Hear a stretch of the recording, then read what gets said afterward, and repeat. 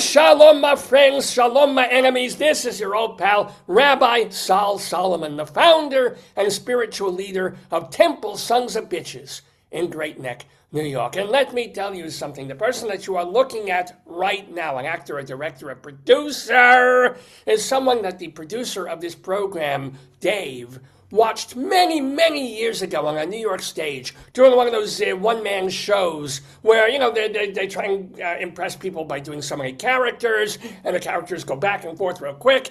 This one was pretty good. It was called Desperelics. And he wrote a very nice review of it. And he always wondered, hey, whatever happened to this guy? He was very talented. What did he do? Well, we're finding out what he's done over the succeeding 2.5 decades because ALEX LYRAS is with us. And not only is he just sitting there in his house, his pretty house with paintings all over the place and books, but he is now doing a show that he's written and directed. It's called Aristotle Alexander, and he's doing it in LA. You can actually see it being done by the Company of Angels Theater on San Pablo Street now through the middle of May. Reviews have been excellent for this thing, with one person noting that it doesn't become a message play, but it still says a lot about today's problems through yesterday's lens.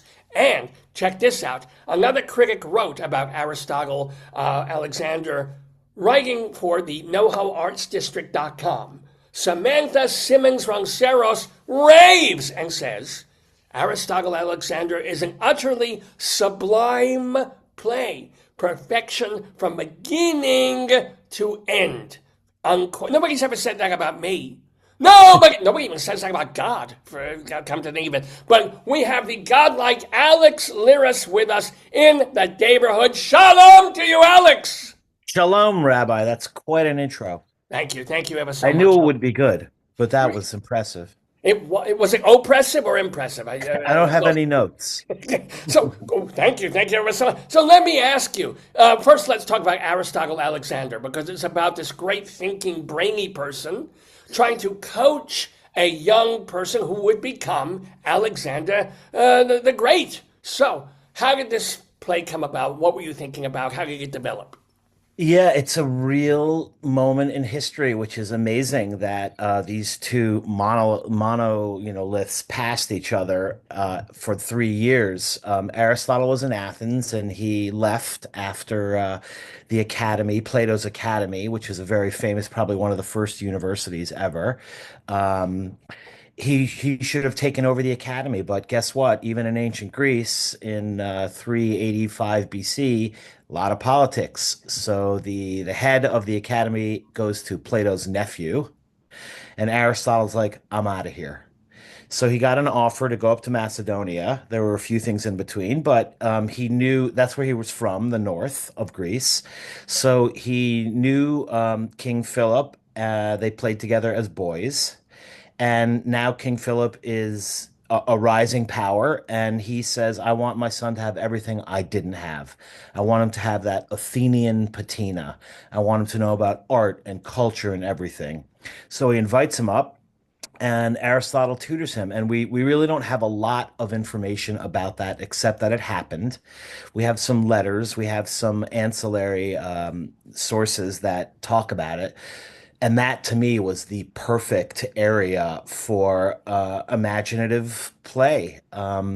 We know what Aristotle was talking about because we have the writings from the time. He was more of a naturalist. He was working on biology at the time. Oh, he didn't walk around naked. That's a different word. Okay, got it. Yeah, Yes. exactly. Although they may have. Back So I then, don't yeah. want to discount, and that might be a good addition for the play. But and Alexander was a typical entitled 13-year-old, which growing up in Scarsdale, New York, I know a little something about. So they butted heads. That was for sure. And that's represented in the beginning of the play where Alexander's like, oh, you're very interesting, but I'll not be needing your services, Aristotle. You can go back off to Greece. And Aristotle's like, oh, I heard about you, but it's nice to meet you. And you are the most entitled, insufferable, spoiled little brat I've ever met. So yes, it's at heart the play is a teacher-student relationship. I've surrounded it with things that Aristotle has actually said from the text, so I slipped those in. And historically, it's pretty accurate. There are some battles that occur that are um, little signposts throughout the play to keep it real. But it was a perfect subject matter for me to go. People know the both names. People know who they are, so there's some recognition there that helps sell the play and makes it a little bit of a commercial product. But I want to tell you, Rabbi, the best part of doing it was going up to Thessaloniki, which is the largest, incidentally, largest Jewish population in Greece. Yes, yes, And yes. Mhm. they're amazing up there. And the museums are amazing and the art is amazing.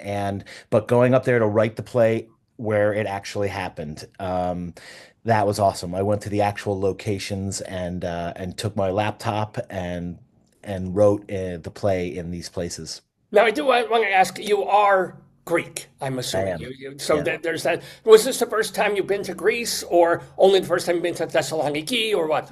Yeah, I'd been a few times. We go many times as kids, and now I go regularly. Thessaloniki, I've been to a few times before, but this going anywhere with a purpose is awesome. It changes the whole visit. You're not just walking around like a tourist. There's three locations up there that are important. Stagira is where Aristotle was born.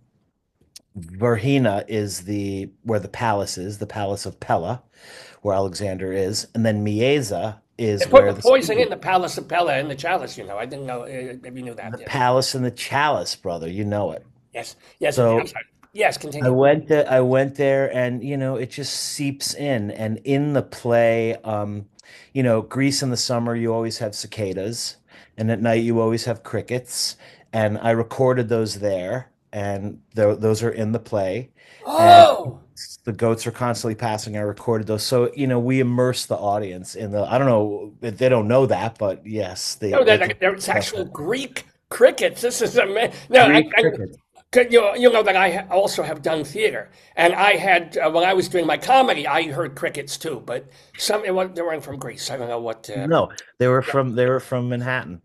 Pretty much, yeah. So let me ask you, as someone who's also written a play and things like that, how do you have an arc in a play like this, a dramatic arc? Because you have the situation, right? You got the kid is being taught by this guy, and they butt heads about things. But how do you add a thing where it isn't just they talk, they argue, and at the end? How do you have something where there's like, oh, this is building to something, and then Yeah. whew, what? So it's a great question, and it's the difference between, beginners and advanced writing, how to keep people interested. Arcs are based on a couple different things. They're plot arcs, they're character arcs. Characters change, and then you realize, there's an arc to it. But for this, there's two other characters that are essential in the play, and Olympias is Alexander's mother. And Socrates, not to be confused with Socrates, they were contemporaries, but Socrates passed away in 399, and Socrates lived for another 50 years. We have his letters. So when I was talking about extant sources and verbatim sources, Socrates wrote letters to Philip. And so the arc of the play is the battle for Alexander, young Alexander's soul. On one side is Aristotle, and Aristotle is saying, have temperance, use moderation, use rationality, don't believe in the gods. If you want to be a leader, you don't just conquer, you have to rule. You have to rule after. This is why we go to war. We go to war for setting up life afterwards. And on the other side, because Alexander is not yet king, is Olympias. And Olympias and Isocrates sort of align to say, don't trust Aristotle. You are a god. Your father is Zeus. He came to me in the form of a snake, wink, wink, in the middle of the night. 9 months later, you were born. And Socrates is saying that Athens has lost its way. It's in decline. And rather than ally with the enemy, Persia, let's ally with Philip, who's at least Greek, And Philip, please lead us. I have your back. I am talking you up in Athens. So we would rather be with you than with Persia, which Athens was very close to getting to, allying with the enemy. Hmm. So the arc of the play is kind of a which the question is, which will Alex choose? Will Alex choose rationality over mythology? Will he choose grounded over, making himself the center of a cult? And it pushes back and forth, and you can hear the contemporary themes. This is really resonating with what's going on right now. We don't have to get political, and the play does not take a stance either way. It's just holding up a mirror. So, how do you create an arc? You need conflict. That conflict needs to escalate. And then you have to have your protagonist or everyone in the ensemble has to be affected and change. And that happens throughout the play, and it's what keeps audience members engaged. Pretty No, much every yeah. scene should be a question. Now, let me. This sounds like you've gone and done playwriting classes and gone to theater school. Did you back in the day? What was your college life and beyond that in terms of training? Sure, college was awesome. I went to Bucknell University in Pennsylvania, and I was a philosophy major and an English minor, and that's where all this was introduced to me. And Actually, then I will stop you right there. So let me. Do you regret? I guess not. I mean, people would ask you of all things to take in college if you're looking to have a life and a career and pay for a roof, you have a roof over your head. Philosophy. Are you delighted that you took that subject as an undergraduate in college? I am. I mean, and I keep mining it, because it's so deep and there are so many books to read and conversations to have that it shaped my thinking in a really important way. Um, I would encourage everyone to take something. You don't have to take ancient Greek, which is a little bit more challenging, but the contemporary philosophy is amazing. All of the continental philosophers, Nietzsche and Schopenhauer, Sartre, Camus. I like the people who did, fiction and literature rather than straight up philosophy. But philosophy trains you in critical thinking and how to entertain an idea without accepting it. And So, it's which of the contemporary-ish, European-ish philosophers do you most align with, or do you take a smorgasbord of everybody? or it's a smorgasbord, but Nietzsche, for as cliche as he's become and kind of stereotyped as he becomes, really encourages the artist to be radical and to his one of his famous sayings is to philosophize with a hammer. So take chances and ignore the hoi polloi and and write for tomorrow, not for today. Nice. Nice. But we are talking, by the way, with Alex Lyras. He's the author of Aristotle Alexander, which you can see from the Company of Angels Theater in Los Angeles from now until mid-May. Reviews have been so good, I have to figure there might be talk of bringing this elsewhere or even to, shall we say it, New York. Gotta Yeah. wonder if you're gonna get yourself back there. But again, how did you go from being not just another, but just another New York actor to having a life in the arts and entertainment and career in Los Angeles? Yeah, I mean dedication and sacrifice. And so after Bucknell, I went to law school because that's what I was told I was supposed to do. High school, college, law school job. Law school was in Chicago, and my friends were graduating from Northwestern theater school, art school, which is one of the best in the country. And I went to see their shows, and my whole person just was resonating and vibrating watching their shows in the theater. I knew that's what I was supposed to do. And then I trudged back to, read and write briefs. And I left law school. But Chicago opened me up to Chicago City Limits, which was improvisation, Second City. I came back to New York and I studied at Chicago City Limits, which was their satellite improv spot. And from there, I took some dramatic classes, and I was a bartender. And it was there was a few moments of feeling insecure when people who said, you were in law school, what are you doing now? Like you're acting, suddenly you're an actor. That I was a late start. That was 23, 24 years old, but I had a knack for it. And the first show that I wrote that Dave came and reviewed was called Desperelics, and that was me being behind a bar listening to people my age and other ages monologue about their life after having a couple of drinks. And I was taking notes in my head. And so those monologues were about postgraduate, hyperventilation through life. And it was really funny. And I worked on that for probably a year straight and produced it at the Gene Frankel Theater. And Mike Nichols came. I had studied with him, and my friends had studied with him, and he came and cast me in a movie across from Annette Bening. And so that was my first trip to LA, which is the right way to go to LA. You go to LA with something as opposed to, hi, I'm here, along with 10 million other people who want to be famous. Um, but I, so, Well, so that's how I did it. before you continue the story, since you bring up Mike Nichols, one of the legends of improv and theater and directing, do you have a particular memory of him, or a funny story, or just something that he taught you from watching him do what he does? Yeah, I mean, so we became friends after that, and on the set, cell phones were not were they weren't new, but they were relatively new, right? It was 2000, it was 2000, right? And Mike was very calm on the set, and his notes were really pragmatic because I was expecting, intellectual, because he's an intellectual as well. I was expecting intellectual notes, and he would just come over to me and just say, "Put it all together. Put that whole line together. You're breaking it up, or don't take a pause."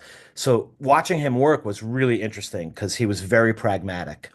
And during one take, someone said we were doing an AA meeting, and Annette Bening was speaking in front of AA for the scene, and he had set it up for hours, and someone's cell phone went off, and he just turned around and looked at all 100 people, and it was more like 50, and said, "J'accuse." So he just blamed everybody. I And that mean, was also a fun way to bond everybody. And instead of being mad, but he was shooting film, and it's very expensive, and to lose a take at 1 in the morning because someone's cell phone. So, but the point is, he never lost a sense of humor. And I think that is so crucial when you're working in the arts. If you begin to take yourself too seriously, we've heard all kinds of stories of, actors confronting directors who feel overly important. So I think one of the lessons I learned from Mike was never to take it that seriously. wow. So you have this level of success. Desperelics leads to LA. LA leads to, through Mike Nichols It led into to the some movie. TV deals. It Yeah. led to money. It led to getting into the unions. I got insurance. I came back. My dad was happy that we got a TV deal off of Desperelics with Warren Littlefield at NBC. And I bring all these things back to New York. I have like the video of the show out there. The TV deal was for the largest sum of money I've ever been paid. I was writing with my co-writer, Robert McCaskill. So we each get a chunk of money. We get into the union. We have insurance. And that's my dad's most favorite moment. My dad's looking through, this insurance is the Cadillac of insurance. I can't believe the Writers Guild is. I'm like, Dad, I hung out with Annette Bening. That's good. Right, but for That's him, the good. But look at PPO this. is much more Dental. You have important. dental. Your dad was right, actually. I mean, great to hang out with that Benning, but still. So at that point, though, LA is all about getting a deal, getting some money, and then they don't actually make anything. That's my story to a degree. I think they're getting made 20 years later. But my writing partner and I, Rob McCaskill, have had 4 or 5 deals. None of them have been made. We've been paid for them all. I bought a house. I bought a car.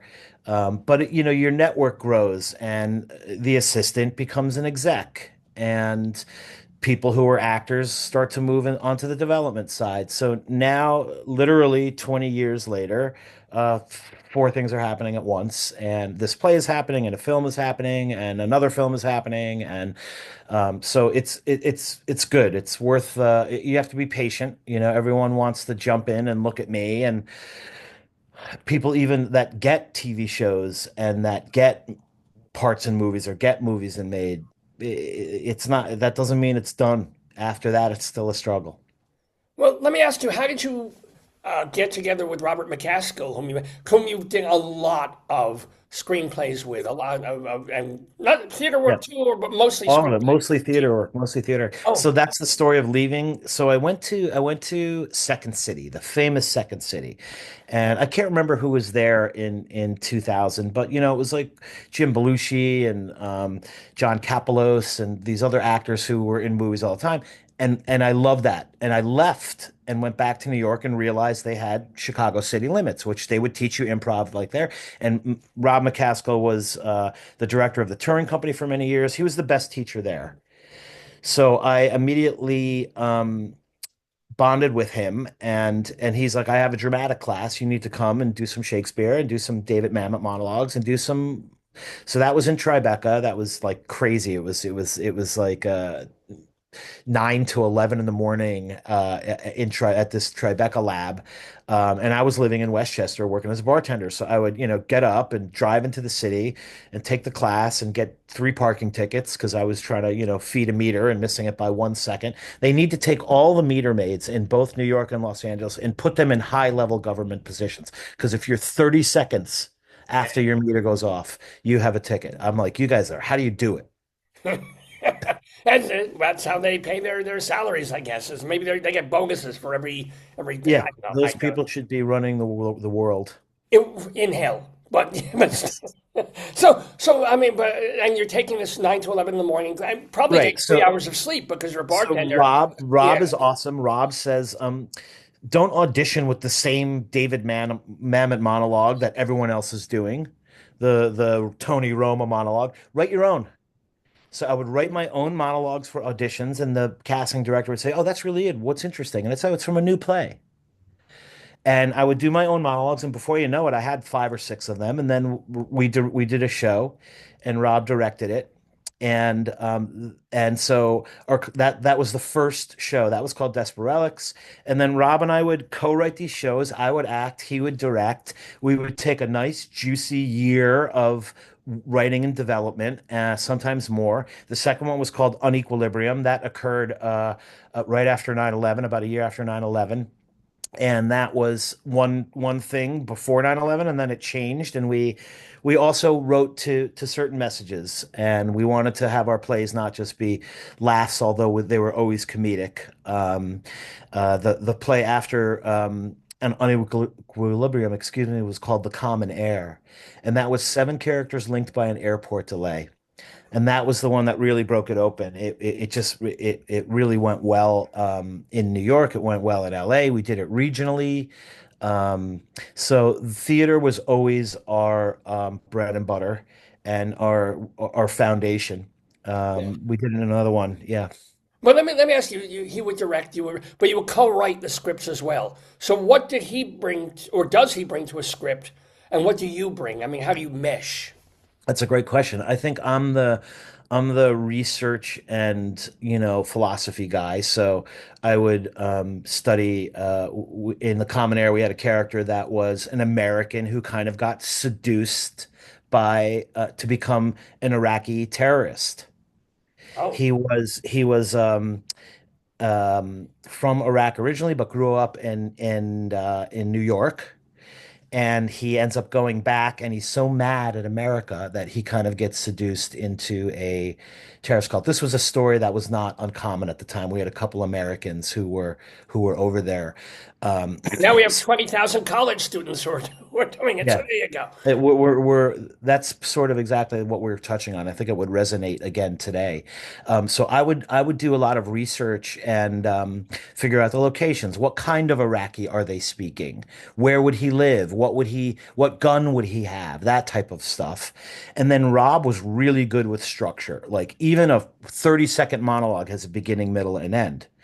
Rob has an encyclopedic knowledge of Shakespeare, so he knows the sonnets, he knows all the plays. So he would be able to touch on a reference that was like, oh, we could do a King Lear thing with this, or this is more like Edgar, or this is more like Romeo. So we had a lot of structure. We talked about arcs earlier. He taught me about how to keep an audience engaged and how to structure a play. And also, questions. Every scene is a question. Every scene should leave an audience with something to talk about. And the overall goal is when the play ends and the audience leaves and goes out into the night for a drink, did you leave them with something to talk about, or are they just going to dinner? Wow. I mean, it's just, just love hearing you expound upon these things, both philosophically and also structurally. I mean, they make me want to sit down and write a play now. With Do it, it. I mean, I know you have a background in it, and I know you love to do it. And the whole thing is just that these things take time because every writer finishes and thinks it's ready to go and sends it out to contests or says, let's put it up. And just because you finished it doesn't mean it's ready. right. But also somebody's got you have the luck of getting it put on. Even if it's off Broadway, even if it's a small theater in LA, it gets on, you do it, people see, they rave about it, as we've said, and then, you're in a place where an agent takes a look, a person at the studio takes a look. Can I ask you though, because you have this sense of learning to wait, to know that it might take a year or 50 or 20 years to get all the irons in the fire. What was your greatest heartbreak as a writer? Was there a thing where you thought, oh, I'm on the this is going to happen, and then it Yeah. didn't Yeah, happen? the first one. I mean, look, they keep happening. Last year we had an A-list actor attached to a film. The contracts were signed, and then something happened. Who? Yeah, come on, name names. You don't have to be nasty I about it, won't but because who? we're still in it. It's an Oh, actor that everybody would know. It's an actor that Sherman Helmsley. No, everybody Tallulah Bankhead. yes, there we go. No, I mean, it's still alive. It should have happened last year and it didn't. But it was a comet, a hurricane. I used to have this guy at my church at Holy Trinity in New Rochelle, you know, um, say to me, "Hurricanes, Alex, hurricanes. They come into your life.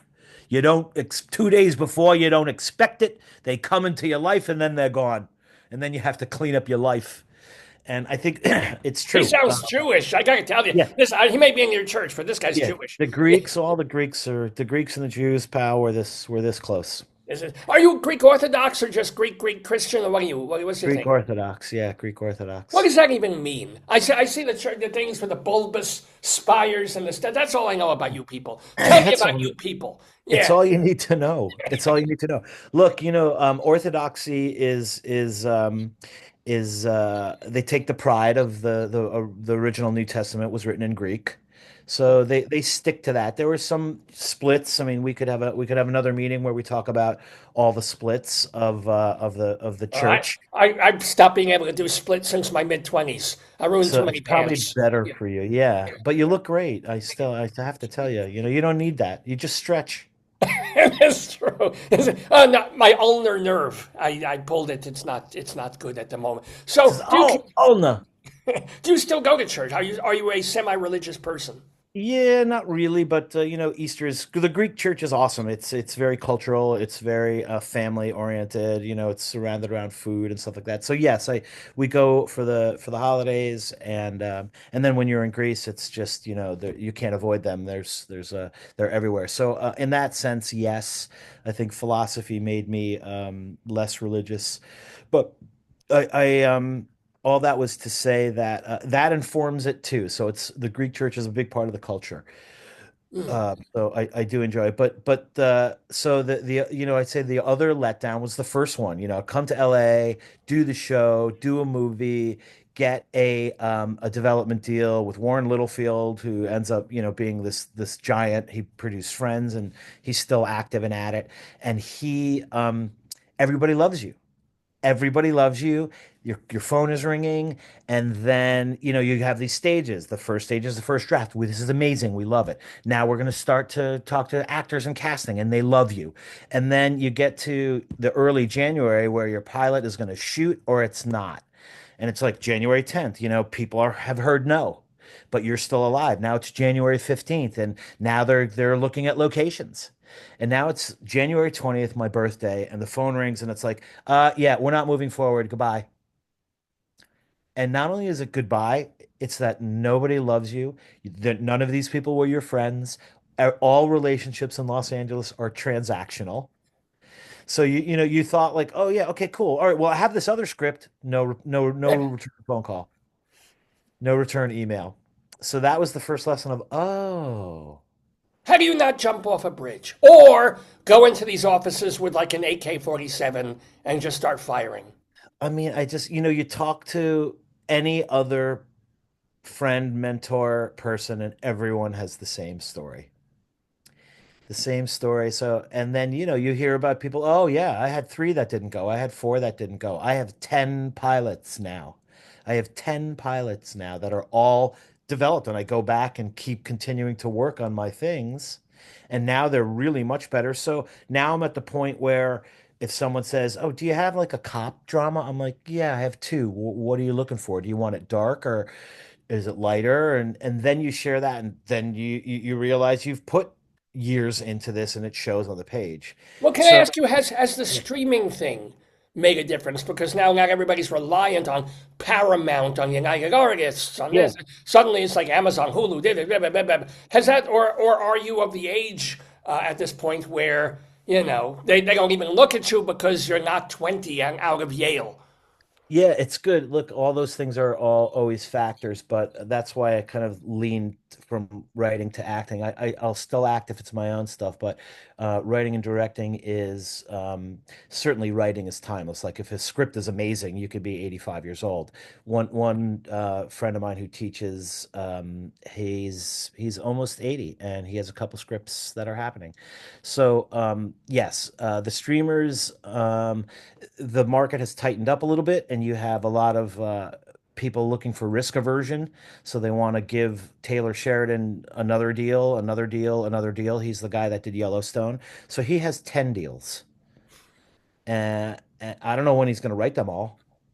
I don't know when he's going to do all these things, but yes, it's nice to have more options. The streamers have opened up the game a little bit, and but writing a series has become very challenging. Just because there's so many out there that now studios and networks want something sort of different than they want different. You could see all the knockoffs, like the White Lotus knockoffs.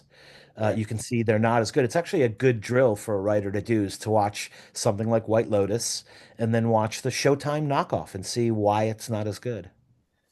But the thing is that, you're doing this play. Let me ask you also about doing a play in Los Angeles because a couple of years ago there was this big terror out there that they were changing the rules, like equity, or it was changing the rules for 99 cent and under theaters and stuff. Has that been a terrible big chill on LA theater, or there was a big to do and it got a little worse, but things are still kind of the same? They've loosened up on it, but yes, what Equity did was a very odd things. Things were hard and they made it harder. So without trashing my union, for this play, I called and I said, what can I do? And there are some new tools that they will use that you can utilize to get a play off the ground. If they're on the website, so LA has like a couple of they're not exactly waivers, but they're new agreements to make things easier. So for a couple of years they thought it was going to help, or and it didn't. So yes, it's challenging. I think the most challenging thing about doing a play anywhere, but LA is first place, is getting people to come. Oh, because everything's so spread out. It's not like a million New Yorkers living on 45th Street and blah, blah, blah. It's like, yeah, yeah. So And New what do you, York is more yeah. sophisticated in terms of theater. Like it's not a strange thing. So how do you do banner ads on things? Do you put up flyers near Grauman's? I mean, how Yeah. do you The old days advertise? I miss. I miss the old days, Rabbi. I miss the old days in New York when you would paper in New York, you'd put your posters up. You get 10,000 posters and go out and put them up. That was really fun. And you do it for movies and you do it for plays. So LA is literally, I'm going to tell you, it's literally like personal emails. You can buy blasts. The return on those, as we have codes for everything to see where the tickets come from. Don't are not effective. It's word of mouth. It's the fact that I've been doing this for many years. I've got an email list of 3,000 people, and you hope that, 25% come. Oh, Um, that's a and the good cast percentage. Yeah. cast helps. But now I have relationships, and that's everything. Theater is down in this town 40% since COVID. Yeah, yeah, yeah. Wow. Let me ask you, going back to movies and things, you produced Yeah, a feature film. yeah. Was Natasha Lyonne in there, or who was in there? Or, Natasha Lyonne was in it. I produced that. Rob McCaskill wrote and directed it. It had a bunch of other really good actors in it, and that was called Heterosexuals.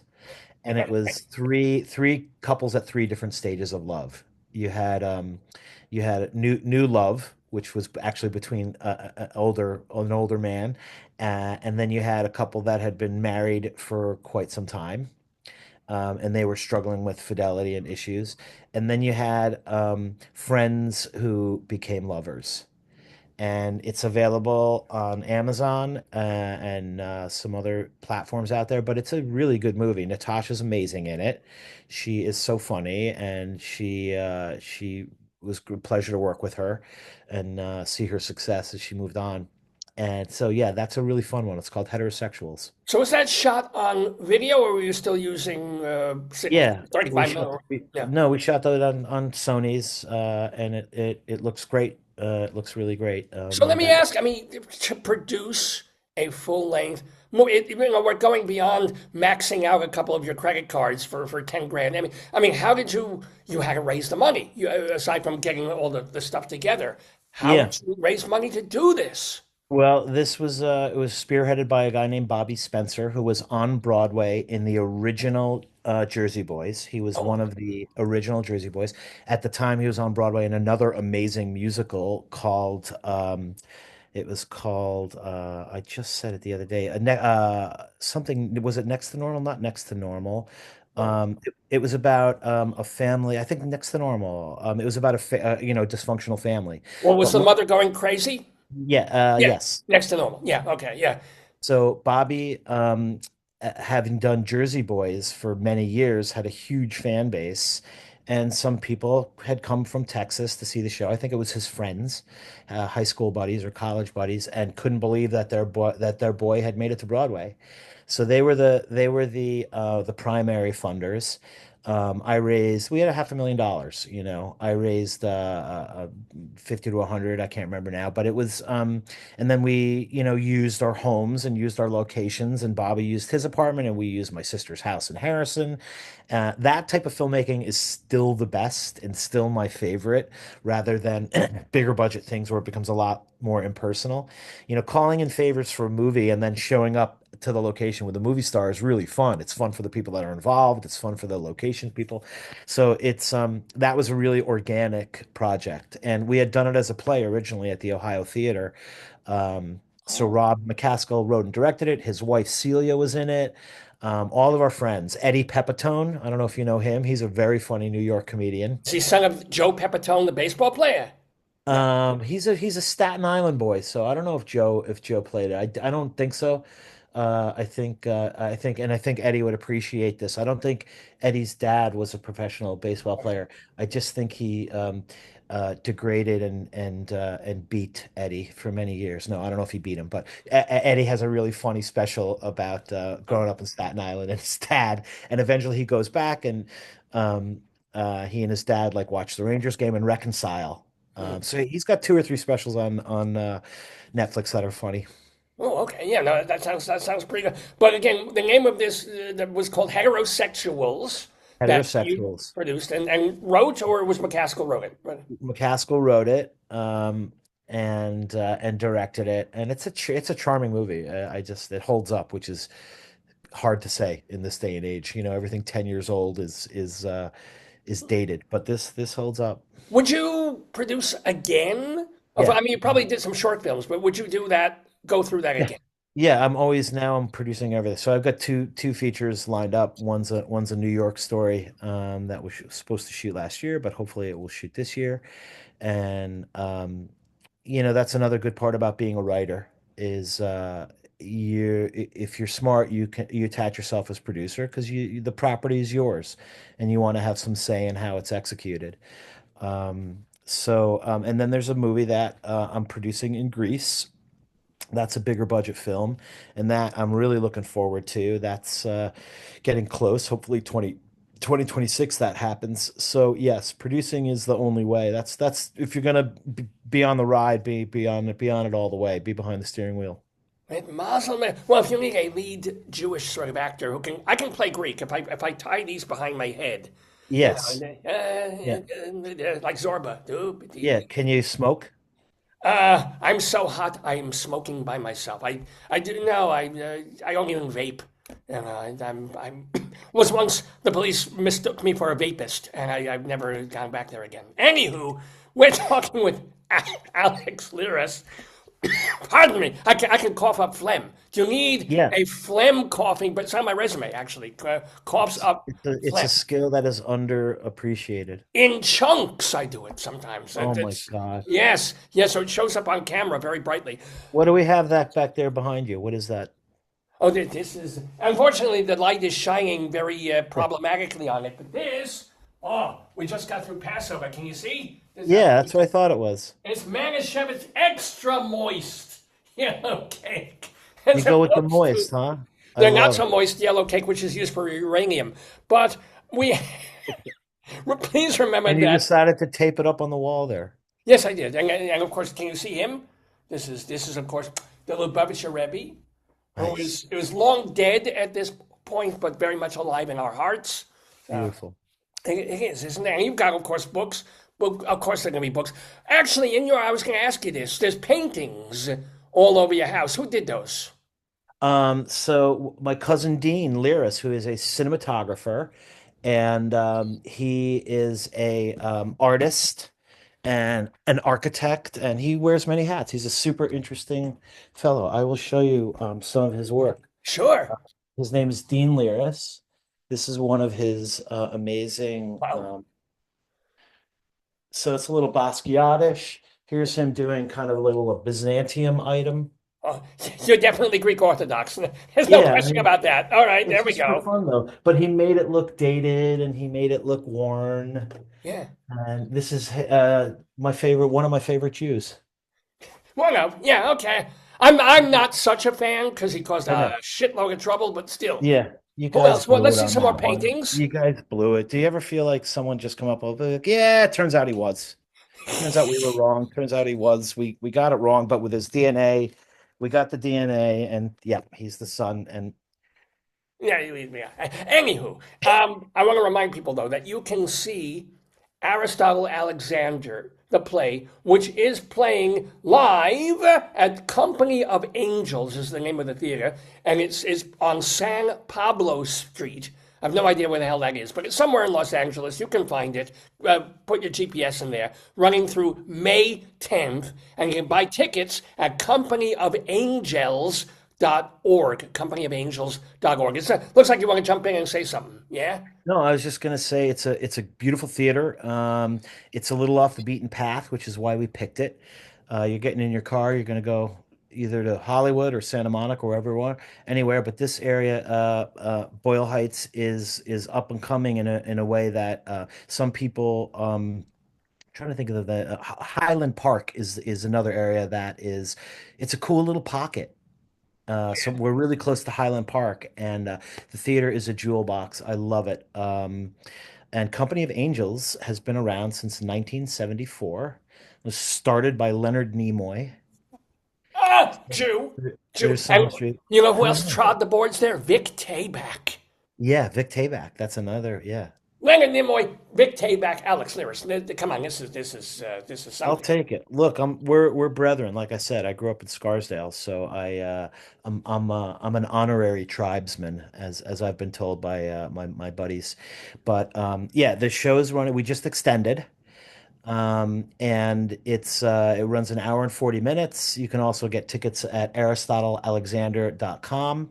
Oh, okay. And if you search, you'll find some discount codes out there, but it's worth a night out, and I promise you will leave the theater debating and discussing the ideas in it because a lot of contemporary overlay with these ideas. Now, let me also remind people that if they want to read more about you and you even post your essays on your own website, alexlyras.com. You have these things called lyricisms, comedy. Alex, Lyras, alexlyras.com for all Yeah, things Alex Lyras. But before I let you go, I got to ask a little bit of the personal question here. You know, you had a sure. life. It's one thing to have to run out and be a single New York actor and stuff like that, and then run to LA. What is your social living personal? You have another person there that you had to shove out of a room in order to do this interview. What is your cohabitational status? Well, right now my sister is visiting from New York. She came out to see the play. It was her birthday. She's my older sister, and so we have some guests here, um, and it's Well, I who's have we? Who is? my wife and I. So how Yeah. long have you been married? Huh? Since 2015. Oh, Risa, this is nice. This is your Yeah, first wife. You never had it a is. wife. Yeah. Mazel. How'd you meet her? Mazel tov. Yeah. She's a Greek chef. Her name is Christina Zinos, and she recently won Chopped. She was on Chopped and won. Oh, Beef wow. is a Greek episode. Yeah, so she's a cookbook author, and she's got one book out called Opa Healthy Greek Cooking, Opa. and yeah, Opa, and then she is working on a second book, which is I'm really excited about it. So we're going after winning Chopped. She wants to open a school in Greece where it's kind of like you can go on vacation and you can take cooking classes and I'm there. I am so there. My God, that sounds. What's the best dish that she makes? oh well, there's a Tell me couple. lasagna. No, what? No. Well, I mean, there's the Greek lasagna, which is pastitsio, that's like Okay. without tomato sauce, but that's really great. Moussaka. She makes that moussakas with eggplant. She makes the chicken and red sauce, kapama it's called, and has a little cinnamon and sweetness in it. Um, she makes a mean spanakopita. Oh yeah, That's yeah. the spinach slice. So sometimes when you go out, it's like all phyllo and no spinach. She's like thick spinach and phyllo and lemon. We use lemon on everything. Just simple baked lemon potatoes, patatas, is awesome. So yeah, we go to Greece, we do research, we go all over. Her family's from Crete, which is kind of amazing. It's a different part of Greece. My family's from Chios, Eastern Mediterranean, so that's closer to Turkey. But every time we go, we search out these remote spots that have unique recipes, and we'll find ourselves driving up into the mountains, and you lose cell service, and you have to pull out, and this is a very new, exciting thing, a map, Oh my God, yeah. and Look you have at to those. use the Yeah. map and find your way to this guy whose oven is outside and he cooks and there's no reservations and but people like gather on Sunday and then we speak to him in broken Greek and try and figure out what he did and what he's using and so yeah I thanks to the failed TV deals I have a beautiful spot in LA in an area called the Hollywood Dell, which is a 1920s neighborhood where they built these craftsman houses. They still exist. Some are getting knocked down, but right up the street from me is Frank Capra's old house. So that's still there. And then Mary Pickford has a house around the corner. We can walk to the Hollywood Bowl. That's the other secret for anyone looking to move to Los Angeles is you got to be able to walk to a few places. Just a couple, and not just a Yeah. bodega. Yeah, if you can be near Frank Capra's house, and use his tap for water if you need it, and use his bathroom if it's necessary. And if Mary Pickford is, I assume she's still not in the house. Maybe she's buried under it. But Yeah. to She be is impressive. Yeah, her house is impressive. I would gather it is. And so is your house, and so are you, Alex Lyras. It remains for me to just wish you such incredible success for Aristotle Alexander, as well as the 10 projects in the fire, the two movies you're hoping to get going in a year or two, all of it, as well as good health. And I cannot believe I made it through this entire interview without making a Greek joke. This is. I There you guess I go. must be falling behind. I'm sorry. There I'm you go. sorry. That's it. Yeah, I had to do it. Alex Lyras, Mazel Tov to you, and Thank you, Rabbi. please It come was a back to the pleasure to neighborhood. talk to you. When the show comes to New York, and it will be there, we'll meet in person, Halabai. and well, it'll be a mitzvah.